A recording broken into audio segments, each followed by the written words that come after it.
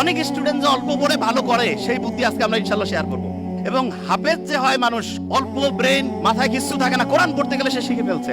আল্লাহ কোরআনের মধ্যে এমন একটা অসাধারণ সামঞ্জস্যপূর্ণ শৈলী দিয়েছেন, ব্রেইনের মধ্যে ওই ওয়েভটা তৈরি হয়, ওই তরঙ্গটা তৈরি হয়, যেই তরঙ্গ তৈরি হইলে পরে পড়া লং টার্ম মেমোরি সেন্টারে রিজার্ভ হয়।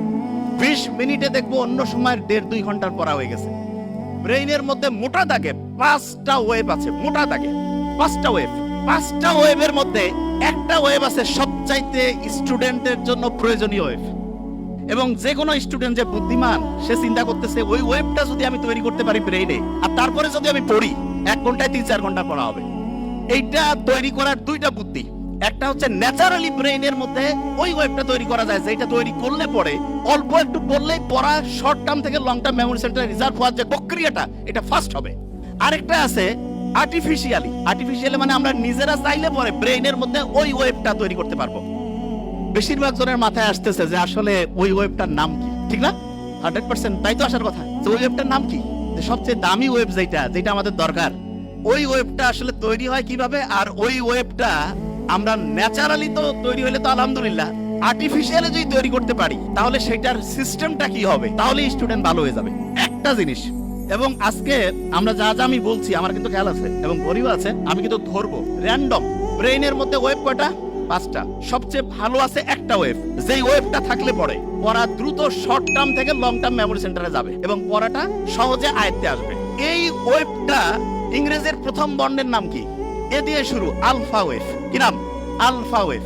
এবং আলফা ওয়েভ এটা যখন ব্রেইনে তৈরি হয়, প্রতি মুহূর্তে 8টা থেকে 12টা, প্রতি সেকেন্ডে 8টা থেকে 12টা ঢেউ চলে। কয়টা?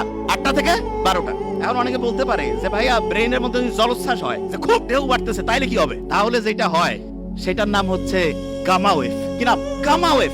ওই সময় প্রতি সেকেন্ডে ব্রেইনে 40টারও বেশি, 60টা পর্যন্ত ঢেউ উঠতে পারে। বেশি ঢেউ উঠলে পরে ব্রেইনে যা রাখতেছি সব ভাষায় নিয়ে চলে যাবে, ব্রেইনে আর রিজার্ভ হবে না কিছু। এই জন্য ব্রেইনে রিজার্ভ করার জন্য আমাদের আলফা ওয়েভ রাখতে হবে। Alpha wave. কারণ প্রশ্ন হলো আলফা ওয়েভ ব্রেইনে ন্যাচারালি কখন তৈরি হয় সেটা আগে বলি। মুহাম্মদ সাল্লাল্লাহু আলাইহি ওয়াসাল্লাম যে বলছে যে রাতের এশার নামাজের পরে উনি কোনো মিটিং, কোনো মিছিল কিছু রাখতো না, কোনো কথা নাই, স্ট্রেট বেড, সোজা সজি ঘুম, আর্লি উনি ঘুমাইতো। আমাদের ডক্টরদের মধ্যে অনেকের লাইফস্টাইল খুবই খারাপ, যত বড় অফিসার লাইফস্টাইল তত খারাপ। কয় যে লেট নাইট প্রোগ্রাম, শয়তানি প্রোগ্রামের অন্য আরেকটা নাম, believe me. Late night program, কিসের লেট নাইট? যা হবে আর্লি। এবং ঠিক এশার নামাজের পরে যদি আমরা ঘুমাই তাহলে ইনশাআল্লাহ আমাদের ব্রেইনের মধ্যে একটা সুপার ক্লক আল্লাহ বসায় রাখছে, হাইপোথ্যালামাসের মধ্যে আছে, টিক টিক টিক টিক করে চলতেছে। ওর কোনো টাইম দেখা লাগে না, অটোমেটেড অ্যালার্ম সেটআপ করা আছে, অ্যালার্ম বাইরে থেকে ঘড়িতে দেওয়া লাগবে না। কেউ যদি এশার নামাজের পরে ইনশাআল্লাহ ঘুমায় যায়, ভোর 3টা, 3:30, 4টার মধ্যে ঘুম থেকে উঠবে। কিন্তু ইন্টারেস্টিং পয়েন্টটা ওই জায়গায় না। ইন্টারেস্টিং পয়েন্টটা হচ্ছে বেশিরভাগ স্টুডেন্ট বলে যে আমি রাতে ঘুমাইলাম 12টায়, সকালে উঠলাম 7টা, 7 ঘন্টা তো আমি ঘুমাইলাম। আর একজন ঘুমাচ্ছে রাত 9টায়, সে উঠলো ভোর 4টায়, সেও 7 ঘন্টা। তো অনেকের মাথায় আসে যে 7 ঘন্টা ঘুমাইলেই হয়েছে, কখন ঘুমাই, টাইম তো 7 ঘন্টায় হয়েছে, ব্রেন বোধহয় ঠিকভাবেই কাজ করতেছে। নো, এটা ভয়ঙ্কর একটা মিস্টেক, ভয়ঙ্কর। ব্রেনটা রিচার্জ হওয়ার জন্য সবচাইতে দামি প্রসিজার যতগুলো পদ্ধতি আল্লাহ দিয়েছে তার মধ্যে নাম্বার 1 হচ্ছে ঘুম। এখন ঘুমের মধ্যে ব্রেনটা চার্জ হয়, কিন্তু চার্জিং এর সিস্টেমের মধ্যে একটু আল্লাহ টেকনিক লাগাই দিছে। ব্রেইনের মধ্যে যে হাইপোথ্যালামাসের মধ্যে যে মাস্টার ক্লকটা আছে, সে চার্জিং সিস্টেমটা ঘন্টায় ঘন্টায় চেঞ্জ করে। মানে এটা কি একটু এক্সাম্পল দেই। ধরা যাক কেউ রাত ঠিক 9টায় ঘুমাইছে, ব্রেন চার্জ শুরু হয়েছে, ওই সময় সে চার্জিং পয়েন্টের মধ্যে যে চার্জারটা লাগায় রাখছে সেটার প্রতি মুহূর্তে চার্জিং ক্যাপাসিটি 100 ওয়াট। কত ওয়াট? 100।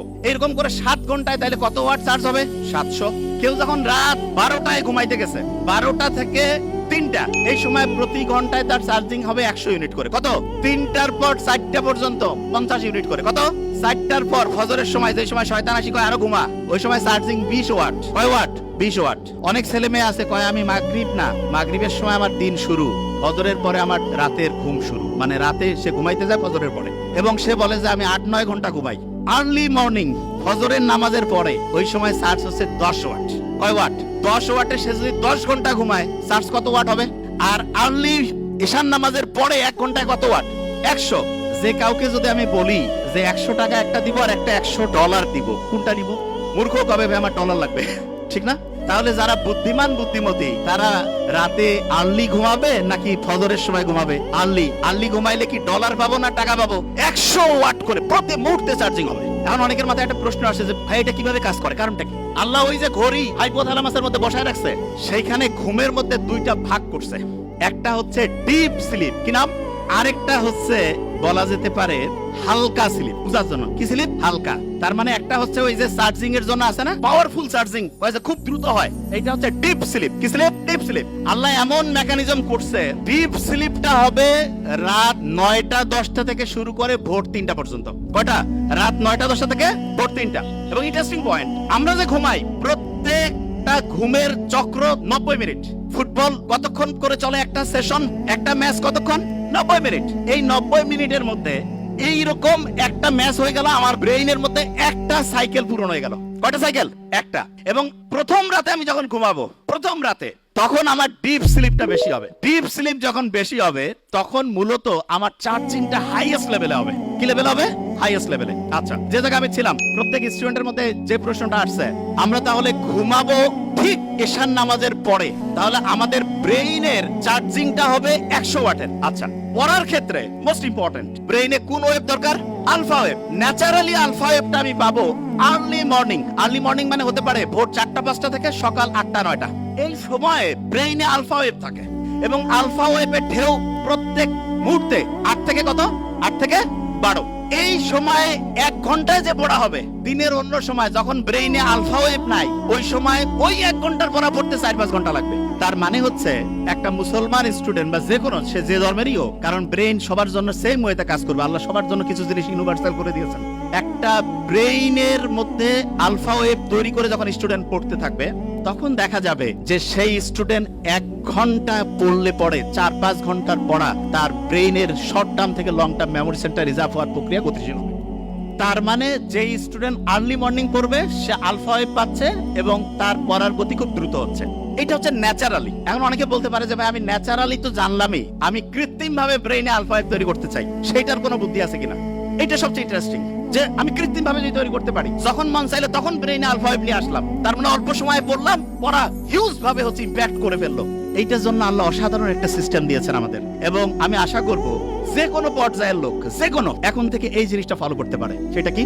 বিজ্ঞানীর অবাক হয়েছে, আমরা যখন নামাজের মধ্যে দাঁড়াই, নামাজ যখন কেউ পড়ে এবং মন দিয়ে নামাজ পড়া বলতে কি আমি এখন একটা ঘটনায় আসছি, মন দিয়ে কেউ যখন নামাজ পড়ে, ওই সময় তার ব্রেইনের মধ্যে আলফা ওয়েভ তৈরি হয়ে যায়। কি হয়? Alpha wave. নামাজ পড়ে আসলাম, এবং ইসলামে কিন্তু ফরজ নামাজটা মসজিদে পড়ার পরে অন্য যে কোনো নামাজ বাড়িতে পড়তে উৎসাহিত করছে। আমার তো মাঝে মধ্যে মনে হয় যে বাড়িতে নামাজ পড়েই বইটা একটু হাতে নেওয়া উচিত। বইটা একটু হাতে নিলাম, নিয়ে একটু যদি পড়ি, ব্রেইনে আলফা ওয়েভ তৈরি হয়েছে। আচ্ছা, অনেকের মাথায় প্রশ্ন আসে যে ভাই নামাজ পড়লাম, ব্রেইনে আলফা ওয়েভ তৈরি হলো, কতক্ষণ থাকবে? এটা বোঝার একটা এক্সাম্পল দেই। ফ্যান একটা চলতেছে, যদি বন্ধ করি সাথে সাথে কি অফ হবে? কিছুক্ষণ ঘুরবে না? অ্যাবসলিউটলি এই ঘটনাটা ব্রেইনে ঘটে যখন আলফা ওয়েভ। নামাজ পড়লাম, নামাজের পরে যদি 20টা মিনিট পড়ি, 20 মিনিটে দেখবো অন্য সময়ের 1.5-2 ঘন্টার পড়া হয়ে গেছে। তাইলে আর্লি মর্নিং 4-5 ঘন্টা, আর প্রত্যেকবার নামাজ পড়ছি, নামাজ পড়ার পরে যদি 20 থেকে 25 মিনিট করে পড়ি, ইনশাআল্লাহ ব্রেইনে দেখবো 20 মিনিটে 2-2.5 ঘন্টার পড়া হয়ে যাবে। তার মানে বাকি টাইম অন্য যে কোনো কাজই করি না কেন, ইনশাআল্লাহ আমার পড়া একাডেমিক, তারপরে অ্যাডমিশন যেই লেভেলে আমি পড়তে চাই, ইনশাআল্লাহ অসাধারণ প্রিপারেশন হয়ে যাবে। এখন হাফেজ যারা হয় তারা পরে আল্লাহর কালাম পড়ে, ঠিক না? এবং কোরআনের গঠন শৈলী কেউ যদি অ্যানালাইসিস করে অবাক হয়ে যাবে, এত সুন্দর মিল। আমি তো আরবি পড়ি, বুঝার চেষ্টা করি। কেউ যদি সূরা নাসটা পড়ে, নিশ্চয়ই মনে মনে একটু আমরা যদি পড়ি, হ্যাঁ, কুল আউযু বিরাব্বিন নাস, মালিকিন নাস, সবগুলোর মধ্যে একটা কি অসাধারণ ছন্দ আল্লাহ দিয়ে রাখছেন। এবং এই ছন্দটা এমন যেটা ব্রেইনটাকে, তরঙ্গগুলোকে হচ্ছে কুল ডাউন করে আলফা ওয়েভে আনতে হেল্প করে। তার মানে নামাজের টাইম নাই, মন চাচ্ছে যে আমি একটু পড়া আমার আলফা ওয়েভে পড়বো, কোরআনটা বের করে সূরা ফাতিহাটা একটু পড়ি, আর কিছু করা লাগবে না। তারপরে হচ্ছে 20 মিনিট পড়বো, ব্রেইন আলফা ওয়েভে ইনশাআল্লাহ 20 মিনিট অটোমেটিক কাজ করবে। অনেকে মনে করে কোরআন পড়তেছি টাইম লস হবে, মূর্খ। ব্রেইনে আলফা ওয়েভ থাকলে যাই করবো 20 মিনিটে তো 1.5-2 ঘন্টা। কেউ পারবে আমার সাথে? কেউ পারবে? প্রশ্নই আসে না। কোরআন যখন পড়ে কেউ, দেখা যাচ্ছে ক্লাসের পড়া হয় না, সাধারণত হাফেজিতে, সাধারণত এখন আল্লাহর রহমতে ট্রেন্ড চেঞ্জ হয়েছে, দেখা যায় যেই ছেলে মেয়ের কোনো বুদ্ধি শুদ্ধি নাই, কাউকে আল্লাহর রাস্তায় দিয়ে দাও। আল্লাহর রাস্তায় দিল, কিন্তু দেখা যাচ্ছে সেও হাফেজ হয়ে আসছে, ঠিক না? তা আল্লাহ তো বলছে যে আমি তো তোমাকে হেল্প করবই, এবং আল্লাহ যে প্যাটার্ন দিয়েছে সেইখানে কোরআন পড়ার পরে আলফা ওয়েভ তৈরি হয়, দ্রুত তার পড়া দেখা যাচ্ছে শর্ট টার্ম থেকে লং টার্ম মেমোরি সেন্টার রিজার্ভের প্রক্রিয়াটা গতিশীল হয়। তার মানে আমরা তিনটা জিনিস অলরেডি শিখছি, শেয়ার করেছি তিনটা জিনিস। নাম্বার 1, আর্লি মর্নিং যদি পড়ি ব্রেনে কোন ওয়েভ আলফা, যখন নামাজ পড়লাম তারপরে কোন ওয়েভ, যখন কোরআন পড়লাম তারপরে কোন ওয়েভ আলফা, তিনটা বুদ্ধি পেয়েছি। আচ্ছা, এখন একটা প্রশ্ন আসে, সেটি হচ্ছে অনেকে বলে যে ভাই আমি তো নামাজ কালাম পড়ি, রোজা রাখি, সবই আছে, একটু ইসলামের বাইরে অন্য কোনো কিছু করি, তা কি এমন হবে? ভালো আমল আর যদি খারাপ আমল কাটাকাটি করে কিছু থাকলে তো আমি ডান হাতে আমল নামা পেয়ে বেহেশতে চলে যাব, এরকম চিন্তা কিন্তু অনেকের মাথার মধ্যে আছে। তাই এইরকম একটা প্লেনের মধ্যে দুইজন যাত্রী পাশাপাশি বসা, একজন মুসলমান আর একজন অন্য ধর্মের বলতেছে যে অফার করছে যে একটু ওয়াইন খাও, তা বলছে না না আমি কেন ওয়াইন খাবো, আমি মুসলমান। আরে বাবা তুমি কি এখন মসজিদে আসো নাকি, ওয়াইন খেলে কি হবে? বলছে না আমি ওয়াইন খাই না। তখন যে ওয়াইন অফার করতেছে সে বলতেছে যে তোমাদের যে কি ধর্ম রে বাবা, গির্জায় গেলে আমরা ওয়াইন খাই না, তোমরা আবার মসজিদ না বাড়ি না, একটু ফ্লাইটের মধ্যে একটু রিল্যাক্স করবা তবু ওয়াইন খাবা না, ব্যাপারটা কি? তখন পাশে বসা যে মুসলমান সে বলতেছে যে এই গাড়ি মানে ফ্লাইটে তো যে এটার যে চালক তিনি কিন্তু খ্রিস্টান। বলছে খ্রিস্টান, ইউরোপের ঘটনা। তা বলতে চাচ্ছ ওনাকে যদি এখন মদ খাওয়ানো হয় তুমি কি জানার পরে এই ফ্লাইটে যাবা? না আমি কেন যাবো, বা কেন যাবা না? বলছে উনি তো এখন ডিউটিতে আছে, ডিউটিতে কেন হচ্ছে মদ খাবে?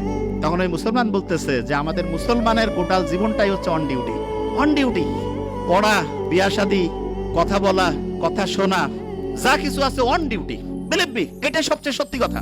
অনেকে আমরা মনে করি কি মসজিদের মধ্যে যাবো ওই সময় আল্লাহ আল্লাহ করবো, আল্লাহ আল্লাহ তো অবশ্যই করবো, কিন্তু আল্লাহ প্র্যাকটিক্যাল জিনিসটা সবচেয়ে বেশি পছন্দ করেন, সবচাইতে বেশি পছন্দ করেন প্র্যাকটিক্যাল। এবং আল্লাহর কাছে যখন আমরা দোয়া করি রাব্বানা আতিনা ফিদ দুনিয়া, দুনিয়াও লাগবে আখিরাতও, হ্যাঁ, তবে দুনিয়া পাইতে গিয়ে যাতে আখিরাত ধ্বংস না করি, এইটা খুব গুরুত্বপূর্ণ।